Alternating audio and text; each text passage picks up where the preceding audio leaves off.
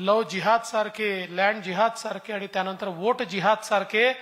विषय समोर यायला लागले आणि अक्षरशः असं सांगण्यात आलं की वोट जिहादच्या भरोशावर आम्ही लोकसभा जिंकलो, आता विधानसभा देखील आम्ही जिंकू. त्यावेळी मात्र आपल्या इथे मला असं वाटतं की ही आवश्यकता सर्वांनाच वाटायला लागली की आता जर आपण जागे झालो नाही तर पुढचा प्रहार हा केवळ राजसत्तेवर नाही आहे, पुढचा प्रहार हा धर्मसत्तेवर आहे, पुढचा प्रहार आमच्या संस्कृतीवर आहे, आमच्या विचारांवर आहे, आमच्या आचरणावर आहे. आणि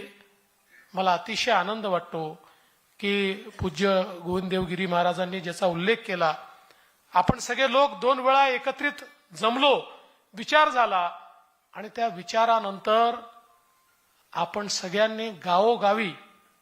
जे जागरण उभं केलंय,